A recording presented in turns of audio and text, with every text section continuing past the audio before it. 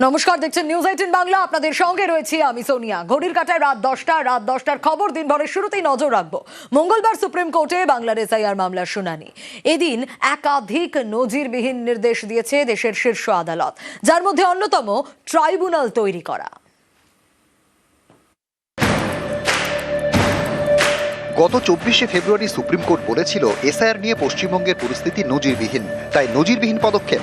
এরপরই সুপ্রিম নির্দেশে বাংলায় এসআইআর এর কাজ খতিয়ে দেখছে বিচার বিভাগ, যা নজিরবিহীন নির্দেশ। মঙ্গলবার ফের এসআইআর শুনানি, এদিনও একগুচ্ছ নজিরবিহীন নির্দেশ, ফের সুপ্রিম হস্তক্ষেপ। এদিন শুনানিতে সুপ্রিম কোর্টের প্রধান বিচারপতির বেঞ্চে রাজ্যের আইনজীবী মানেকা গুরুস্বামী জানান, বিচারাধীন তালিকার মধ্যে 47 লক্ষ এমন রয়েছেন যারা 2002 সালে তালিকায় ছিলেন। প্রধান বিচারপতি সূর্যকান্ত তখন বলেন, সেই কারণেই এখন এসআইআর হচ্ছে। মানেকা গুরুস্বামী বলেন, দয়া করে ম্যাপড ভোটারদের বিপাকে পড়তে দেবেন না। বিচারপতি জয়মাল্য বাগচি তখন জানান, আমরা সেটা করতে চাই না, তাই এতটা এগিয়ে নির্দেশ দিয়েছি। এরপর প্রধান বিচারপতির বেঞ্চ নির্দেশ দেয়, অবসরপ্রাপ্ত প্রধান বিচারপতিদের নিয়ে ট্রাইব্যুনাল গঠন করবেন কলকাতা হাইকোর্টের প্রধান বিচারপতি। সেখানে অন্য রাজ্যের বিচারপতিরাও থাকতে পারেন। এই ট্রাইব্যুনালে আবেদন জানাতে পারবেন নাম বাদ যাওয়ারা। ট্রাইব্যুনালের সিদ্ধান্তই মানতে হবে নির্বাচন কমিশনকে। অ্যাপিলেট ট্রাইব্যুনাল তৈরি করা, যাতে অ্যাপিলগুলো সব ডিসাইড হয়। এই যে সিইও বলছিল, ইলেকশন কমিশন বলছিল ওরা নিজেরাই ডিসাইড করবে অ্যাপিলগুলো, সেটা ইলেকশন কমিশনের হাতে থাকছে না। ইলেকশন কমিশনের যে ক্ষমতা ছিল, সেই ক্ষমতাটা চূর্ণ হলো। এদিন রাজ্যের আইনজীবী কল্যাণ বন্দ্যোপাধ্যায় শীর্ষ আদালতে আবেদন জানান। বলেন, আবেদন খতিয়ে দেখার এখতিয়ার যেন সিইওর না থাকে। এ নিয়েও এদিন কড়া নির্দেশ দিয়েছে সুপ্রিম কোর্ট।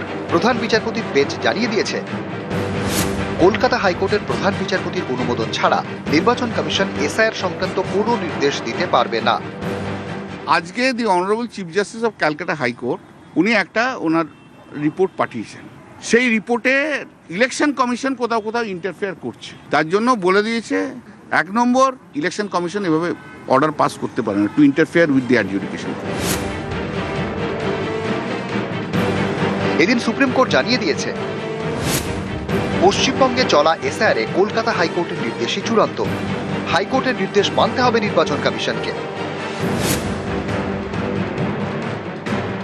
এদিন সুপ্রিম কোর্ট নির্দেশ দিয়েছে, বিচারাধীন তালিকা থেকে নাম বাদ যাওয়ার কারণ জানাতে হবে নির্বাচন কমিশনকে। প্রথম ভোটার তালিকা অনুযায়ী 60 লক্ষের বেশি নাম বিচারাধীন। সুপ্রিম কোর্টের প্রধান বিচারপতি এদিন জানান, কলকাতা হাইকোর্টের প্রধান বিচারপতি তাকে জানিয়েছেন, বিচারাধীন তালিকায় থাকা 10,16,000-এর নিষ্পত্তি হয়ে গিয়েছে।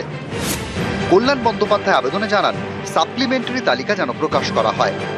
বিচারপতি জয়মাল্য বাগচি বলেন, যেরকম নাম নিষ্পত্তি হবে সেরকম তালিকা প্রকাশ হবে। তখন কমিশনের আইনজীবী জানান, এক্ষেত্রে অনেক মিস ইনফরমেশন আছে। এরপর সুপ্রিম কোর্টের পর্যবেক্ষণ, ভোটের আগের দিন নিষ্পত্তি হলেও তিনি ভোট দিতে পারবেন। 10,16,000 কেস ডিসাইড হয়ে গেছে, ডিসপোজড হয়ে গেছে, তার কোনো সাপ্লিমেন্টারি লিস্ট আসেনি। এর আগের দিনে অর্ডার ছিল কনস্ট্যান্টলি সাপ্লিমেন্টারি লিস্ট পাবলিশ করবে, তাই জন্য আমার সাবমিশনে ছিল, দুটোই আমার সাবমিশন ছিল। 10 লাখ যদি হয় তাহলে সাপ্লিমেন্টারি লিস্ট পাবলিশ করেনি, কারণ সেটাও ইলেকশন কমিশনকে জিজ্ঞেস করেছে, তারও উত্তর কিছু দিতে পারেনি। তাই জন্য কোর্ট বলেছে ইমিডিয়েটলি, আমাদের বলেছে to approach the high court, look into the matter and pass his direction, and that directions will be followed by the election commission. News 18 Bangla. Supreme কোর্টের একের পর এক নজিরবিহীন নির্দেশ জানিয়ে ভোটের বাংলায় হাওয়া গরম। কমিশনের এখতিয়ারেও সুপ্রিম কোর্ট তার একটা লক্ষণ রেখার মতো টেনে দিয়েছেন যে হাইকোর্টের প্রধান বিচারপতির অনুমোদন ছাড়া ওই হঠাৎ হঠাৎ হোয়াটসঅ্যাপে, মুখে, ফোনে ফতোয়া, নির্দেশ এসব আর চলবে না। ভোটের আগের দিন পর্যন্ত এই অ্যাডজুডিকেশন চলবে। ফলে এটা পুরো নির্বাচন কমিশনের কাছে একটা বড় ধাক্কা। এবং মমতা বন্দ্যোপাধ্যায় মানুষের অধিকার রক্ষার স্বার্থে যেটা করেছেন, যে যে পয়েন্ট তুলে ধরেছেন, সুপ্রিম কোর্ট আজ আবার তাতে মান্যতা দিয়ে নির্বাচন কমিশনের এই পক্ষপাত দুষ্ট কাজকে আরো ধাক্কা দিলেন। বিজেপির প্রত্যেকটা ফর্ম 7-এর জন্য তাদের শুনানি করতে হবে, জমা নিতে হবে। পুলিশ যা বাজেয়াপ্ত করেছে আর যেভাবে বিজেপির BLA-2 এর নাম ব্যবহার করে তৃণমূল কংগ্রেস কিছু মানুষকে হয়রানি করে সমাজে আক্রোশ তৈরি করবার জন্য ফলস স্টেটমেন্ট তাদের BLO-দের দিয়ে সিস্টেমে আপলোড করিয়েছে, এর ফয়সালা না হওয়া পর্যন্ত পশ্চিমবঙ্গে নির্বাচন হবে না। হঠাৎ যদি বলে দেন জ্ঞানেশ কুমার এখন নির্বাচন হবে হবে পরেটা আমরা পরে দেখবো, ওসব হবে না। পশ্চিমবঙ্গের SIR নিয়ে একের পর এক নজিরবিহীন নির্দেশ। মঙ্গলবার সুপ্রিম কোর্ট নির্দেশ দিয়েছে ট্রাইব্যুনাল তৈরি করতে বিচারাধীন তালিকা থেকে যাদের নাম বাদ যাবে তারা আবেদন জানাতে পারবেন ট্রাইব্যুনালে। কলকাতা হাইকোর্টের প্রধান বিচারপতির অনুমোদন ছাড়া নির্বাচন কমিশন SIR সংক্রান্ত কোনো নির্দেশ দিতে পারবে না। পশ্চিমবঙ্গে চলা SIR-এ কলকাতা হাইকোর্টের নির্দেশে চূড়ান্ত, ভোটের আগের দিন নাম উঠলেও ভোট দেওয়া যাবে। কমিশনের এখতিয়ারেও সুপ্রিম কোর্ট তার একটা লক্ষণ রেখার মতো টেনে দিয়েছেন, ফলে এটা পুরো নির্বাচন কমিশনের কাছে একটা বড় ধাক্কা। এবং মমতা বন্দ্যোপাধ্যায় যে যে পয়েন্ট তুলে ধরেছেন, সুপ্রিম কোর্ট আজ আবার তাতে মান্যতা দিয়ে নির্বাচন কমিশনের এই পক্ষপাত দুষ্ট কাজকে আরো ধাক্কা দিলেন। ট্রাইব্যুনাল হতে পারে, মহামান্য সুপ্রিম কোর্ট বুঝতে পারছেন নির্বাচন কমিশন রাজনৈতিক উদ্দেশ্য প্রণোদিতভাবে বিজেপির শাখা সংগঠনে পরিণত হয়েছে। বিজেপির প্রত্যেকটা ফর্ম 7 এর জন্য তাদের শুনানি করতে হবে, জমা নিতে হবে। পুলিশ যা বাজেয়াপ্ত করেছে আর যেভাবে বিজেপির BLA-2 এর নাম ব্যবহার করে তৃণমূল কংগ্রেস কিছু মানুষকে হয়রানি করে সমাজে আক্রোশ তৈরি করবার জন্য ফলস স্টেটমেন্ট তাদের BLO-দের দিয়ে সিস্টেমে আপলোড করিয়েছে, এর ফয়সালা না হওয়া পর্যন্ত পশ্চিমবঙ্গে নির্বাচন হবে না। হঠাৎ যদি বলে দেন জ্ঞানেশ কুমার এখন নির্বাচন হবে হবে পরেটা আমরা পরে দেখবো, ওসব হবে না। সুপ্রিম কোর্টের একের পর এক নজিরবিহীন নির্দেশ, এতে কমিশনের ভূমিকা নিয়ে বিজেপি কি দোটানায়? সন্তুষ্ট অসন্তুষ্ট প্রশ্নই ওঠে না। এখনো পর্যন্ত বিডিও অফিস দেখা হয়নি, যে বিডিও অফিসে আগুন লাগানো হয়েছিল। তৃণমূলের দ্বারা প্রি পোল, পোস্ট পোল আর ডিউরিং পোল এই 3 ধরনের ভায়োলেন্স বন্ধ করা দরকার। এটা জ্ঞানেশ কুমার এবং বাকি সংশ্লিষ্ট দপ্তর এটা নিশ্চিত করতে হবে। কোনো বক্তব্য, কোনো বিজ্ঞপ্তি ততক্ষণ বিশ্বাসযোগ্য নয় যতক্ষণ না এটা হচ্ছে। যান, দেখুন, লোক পাঠান, নিজে যদি না যেতে পারেন লোক পাঠান, টিম পাঠান, দেখুন, বা আপনারা রিপোর্ট নিন। নিউজ 18 বাংলা। শুক্রবার থেকে শুরু, মঙ্গলবার ইতি। ধর্মতলায় ধর্ণা আপাতত শেষ, তবে তৃণমূলের প্রতিবাদ চলবে। আমরা ধর্ণা দিয়েছিলাম দুটো কারণে। একটা হচ্ছে অবৈধভাবে অ্যাডজুডিকেশনে রেখে বা নাম ডিলিট করে দিয়েছে তারা যাতে বিচার পায়, তাদের ভোটাধিকার যাতে ফিরে পায়। আর 2 হচ্ছে যে ইলেকশন কমিশন বারবার ইন্টারফেয়ার করে মাননীয় বিচারপতিরা যারা কাজ করছেন সুপ্রিম কোর্টের ভার্ডিক্টটাকে টোটাল মিসলিড করে তাদের উল্টো পাল্টা বোঝাচ্ছিলেন। দিদিকে অনুরোধ করব আমি যে আপনি যে দাবি নিয়ে ধর্নায় বসেছেন, আপনার এই দাবিকে দেশের সর্বোচ্চ আদালত মান্যতা দিয়েছেন। এটাই বাংলার জয়। আমাদের আবেদন থাকবে, নিবেদন থাকবে, আপনি এই কর্মসূচির সমাপ্তি ঘোষণা করুন। অভিষেকের যে প্রস্তাব, বিচারের দরজা যখন উন্মুক্ত হয়েছে তখন 5 দিন তো আমরা এখানে রাস্তায় আছি, আমি দরকার হলে 50 দিনও থাকতে পারি। ইলেকশনও আছে সামনে, তাহলে আমরা কি ধর্নাটা আজকের মতো টেম্পোরারি উইথড্র করতে পারি? কোনো বৈধ ভোটারের নাম যেন বাদ না যায়। গত শুক্রবার থেকে ধর্মতলায় ধর্নায় মমতা বন্দ্যোপাধ্যায় বারবার নিশানা করেছেন বিজেপি ও কমিশনকে। ওদের অনেক মিনিস্টার, MLA, MPরা এসে বসে আছে বিভিন্ন জেলায়, বুথে বুথে ঘর ভাড়া করে, হোটেল ভাড়া করে। আমাদের ইলেকশনের সময় বাইরে থাকতে হয় প্রাইভেটে বলে ওই কটা দিন হোটেল ভাড়া করতেই জান বেরিয়ে যায়। আর এদের এত পয়সা সারা ভারতবর্ষ ধরে ঢালছে।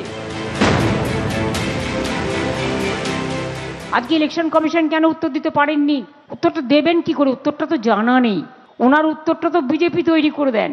তা বিজেপি হয়তো তৈরি করে দিতে পারেনি। বিজেপি বলেছে নাম কাটো, ওই যে 1.5 কোটি ওনার টার্গেট, ভোটের আগেই ভোট করে দেবেন। তাই মঙ্গলবার এসআইআর শুনানিতে একগুচ্ছ নজিরবিহীন নির্দেশ দিয়েছে সুপ্রিম কোর্ট। যেমন ট্রাইব্যুনাল তৈরি করতে বলা হয়েছে। বিচারাধীন তালিকা থেকে যাদের নাম বাদ যাবে তারা আবেদন জানাতে পারবেন এই ট্রাইব্যুনালে। কলকাতা হাইকোর্টের প্রধান বিচারপতির অনুমোদন ছাড়া নির্বাচন কমিশন এসআইআর সংক্রান্ত কোনো নির্দেশ দিতে পারবে না। পশ্চিমবঙ্গে চলা এসআইআরে কলকাতা হাইকোর্টের নির্দেশই চূড়ান্ত। ভোটের আগের দিন নাম উঠলেও ভোট দেওয়া যাবে। ভোটার লিস্টে যাদের নাম গেছে বাদ তারা ট্রিব্যুনালে গিয়ে সেটাকে ক্লিয়ার করতে পারবেন। এই যে জায়গাটা বন্ধ হয়ে গেছিল, এই রাস্তাটা আজকে সর্বোচ্চ আদালত খুলে দিয়েছেন। এটা মানুষের জয় বলে আমি মনে করি। আপনারা জানেন এটা নিয়ে আমার পিটিশন আছে।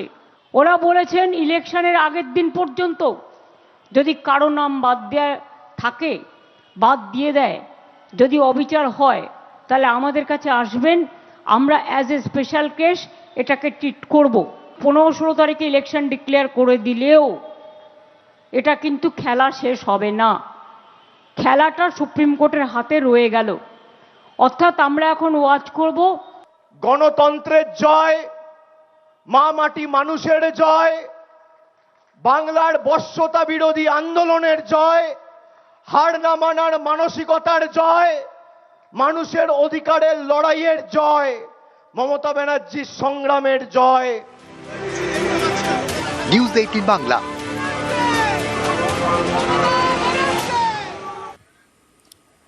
সুষ্ঠু, অবাধ ও শান্তিতে ভোট করাতে তখন নানা দাওয়াই দিচ্ছে কমিশন। কলকাতায় সাংবাদিক বৈঠকে মুখ্য নির্বাচন কমিশনার জ্ঞানেশ কুমার। সেই সময় ক্যানভাসে ভ্যানিশ, ধর্মতলায় ধর্ণামঞ্চে ছবি আঁকলেন Mamata Bandyopadhyay. The Election Commission will ensure an election commission has zero tolerance towards violence by any political person against any of the elector or election staff. The Election Commission also has zero tolerance किसी भी voter को या चुनावी अधिकारी को डराया या धमकाया नहीं जाएगा और जो भी इस प्रक्रिया में संलिप्त पाया जाएगा उसके खिलाफ सख्त से सख्त कार्रवाई चुनाव आयोग करेगा। মঙ্গলবার দুপুর কলকাতায় ফুল বেঞ্চ নিয়ে সাংবাদিক বৈঠকে জ্ঞানেশ কুমার। তখন ধর্মতলায় ধর্ণামঞ্চে মমতা বন্দ্যোপাধ্যায়, ক্যানভাসে ভ্যানিশ।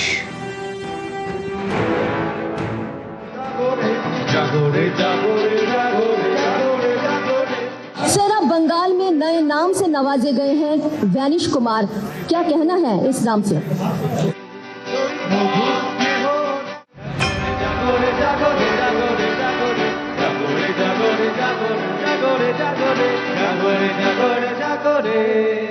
সমস্ত ডেড বডি যারা মারা গিয়েছেন এসআইআরে, মানে ডেড বডিগুলোকে ভ্যানিশ করে দিয়েছে এসআইআরে, সেই জন্য পাশে দুটো মালা রাখা আছে তাদের জন্য।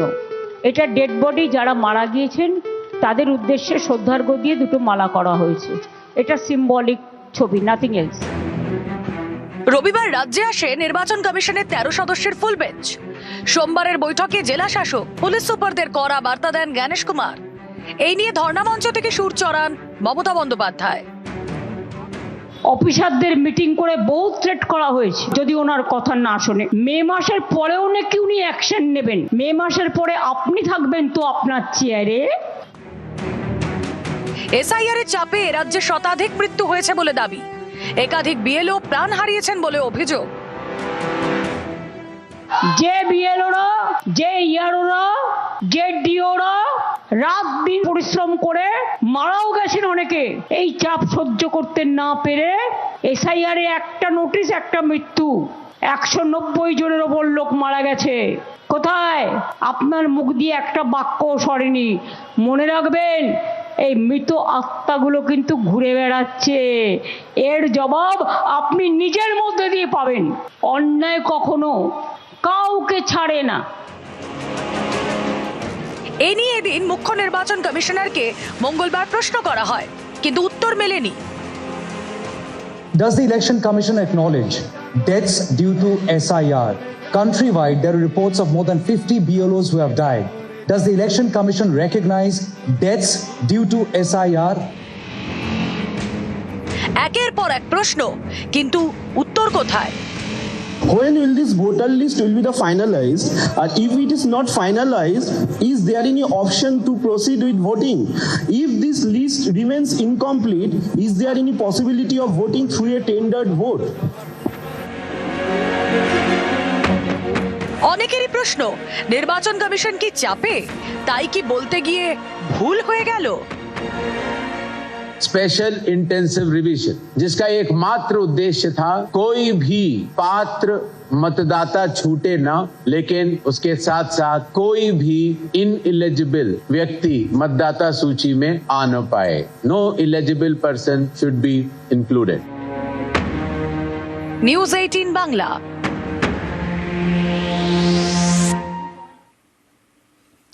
যুদ্ধের জ্বালা জ্বালানিতে সংকট এমনই যে এসমা চালু করতে হলো কেন্দ্রীয় সরকারকে। বাড়িতে সিলিন্ডারের যোগান দিতে বাণিজ্যিক গ্যাসে কোপ। হোটেল রেস্তোরাঁয় সিলিন্ডার দেওয়া বন্ধ, শুধুমাত্র হাসপাতাল ও শিক্ষা প্রতিষ্ঠানে সরবরাহ করা হবে।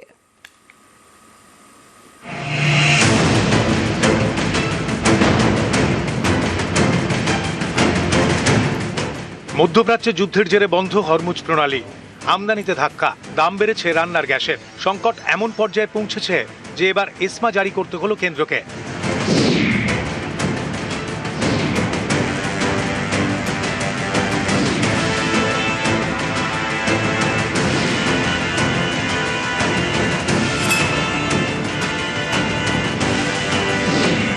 এসেনশিয়াল সার্ভিসেস মেইনটেনেন্স অ্যাক্ট, জরুরি পরিষেবা বজায় রাখতে আইন, এই আইনে এবার বাণিজ্যিক গ্যাসে কোপ।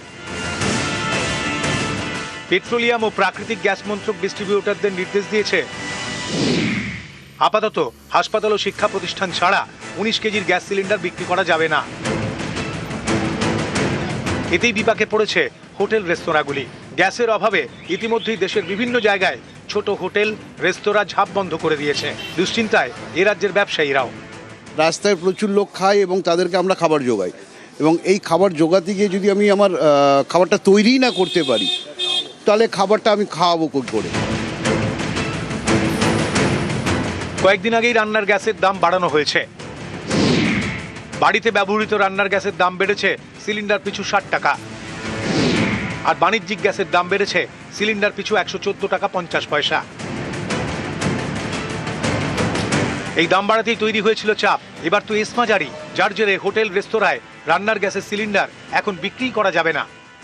প্ল্যান্টে গাড়ি দাঁড়িয়ে আছে, লোড দিচ্ছে না, গাড়ি আসে না। বাজারের অবস্থা এখন কি হবে বলা যাচ্ছে না, অবস্থা খুবই খারাপ আছে।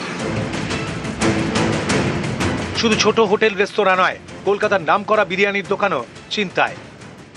সারি সারি বিরিয়ানি তৈরি হচ্ছে। বিরিয়ানির রেস্তোরাঁর কর্তাদের এখন নাভিশ্বাস উঠেছে। গ্যাসের সংকট, যুদ্ধের পরিস্থিতিতে এখন কার্যত সংকটে রয়েছে এই বিরিয়ানি চেইনের রেস্তোরাঁ। আমরা খুবই সংকটে পড়ে গেছি। আমাদের যা রিকোয়ারমেন্ট গ্যাসের তার 50% পাচ্ছি, বলছে গ্যাসওয়ালা গ্যাস দিতে পারবো না, প্রোডাকশন বন্ধ হয়ে গেছে। এটা লাস্ট আমাদের দিয়েছে। চিন্তা ভাবনা করা হচ্ছে যদি কাঠ কয়লা দিয়ে করা যায়। বাণিজ্যিক গ্যাসে কোপ পড়লে বাড়ির সিলিন্ডার দিয়ে কি কাজ চালানো হবে? কালোবাজারি কি শুরু হতে পারে? এখনই যার কাছে যা স্টক আছে সেটারই ব্ল্যাক মার্কেটে অলরেডি ব্ল্যাক হওয়া আরম্ভ হয়ে গেছে। জনগণের একটা বিরাট অসুবিধায় পড়বে। আমরা ব্যবসা করে খাই, আমাদের সংসারে টান পড়বে, সব রকমভাবেই আমরা এফেক্ট হয়ে দাঁড়াবো। এই পরিস্থিতিতে পেট্রোলিয়াম ও প্রাকৃতিক গ্যাস মন্ত্রক একটি পর্যালোচনা কমিটি তৈরি করেছে। 3 রাষ্ট্রায়ত্ত তেল সংস্থার কর্তাদের নিয়ে 3 সদস্যের কমিটি। নিউজ 18 বাংলা।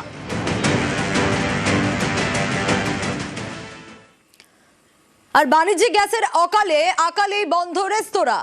যুদ্ধের জ্বালা জ্বালানিতেও পড়েছে। হোটেল রেস্তোরাঁয় গ্যাস সরবরাহ বন্ধ, যোগানে টান পড়ায় পর রেস্তোরাঁর ঝাঁপ বন্ধ। অনির্দিষ্টকালের জন্য তালা ঝোলাতে হচ্ছে রেস্তোরাঁয়। আশঙ্কায় হোটেল রেস্তোরাঁর মালিকরা। গ্যাস না পেলে আরও রেস্তোরাঁ বন্ধের আশঙ্কা।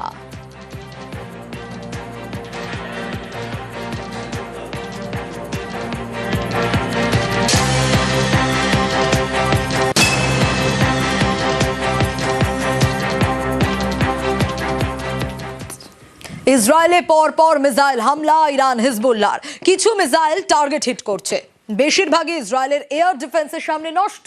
থমথমে তেল আবিব। শুধু ধু করছে রাস্তাঘাট, লোকজনের দেখা নেই, লাগাতার সাইরেন বাজছে। জীবন বাঁচাতে ঠিকানা এখন বাংকার বা বম্ব শেল্টার। যুদ্ধক্ষেত্র থেকে নিউজ 18-এর প্রতিনিধি। तो ये देख सकते हैं आप टेल अवीव में क्या सन्नाटा है। हर तरफ से सन्नाटा पसरा हो जाता है जब होती है सायरन। आसमान में जो है कुछ मिसाइल्स इंटरसेप्ट हुए, लेकिन इस बीच यहाँ पे आप देखेंगे इर्द गिर्द कोई नहीं रहता है। सारे लोग जो हैं वो शेल्टर के अंदर चले जाते हैं अपनी जान बचाने के लिए। जो गाड़ी जहाँ पे होती है उसको वहीं रोका जाता है, भले ही वो मिडल ऑफ द रोड क्यों ना हो। आप देख सकते हैं ये बीच का एरिया है और यहाँ पर आप किसी को नहीं देखेंगे, पूरा सन्नाटा छा जाता है इस पूरे एरिया में। फिलहाल टेल अवीव में लगातार हमले हो रहे हैं, चाहे टेल अवीव हो, चाहे हाइफा हो या फिर जेरूसलम। लगातार इसराइल पर ईरान और हिजबुल्लाह की तरफ से मिसाइल्स दागे जा रहे हैं। और मैं इस वक्त हूँ यहाँ इस टेल अवीव के शहर में और आप देख सकते हैं इर्द गिर्द आपको लोग नहीं दिखेंगे क्योंकि लोग छुपे हुए हैं बंकरों में, लोग छुपे हुए हैं अंडरग्राउंड शेल्टर्स में। जो ही सायरन बजती है लोग अपनी जान बचाने के लिए सीधे रुख करते हैं बंकरों का। मुश्किल से ही कोई इर्द गिर्द देखने को मिलता है। तो फिलहाल बंकरों में छुपे हुए हैं लोग क्योंकि ईरान और हिजबुल्लाह की तरफ से लगातार इसराइल पर अटैक किए जा रहे हैं।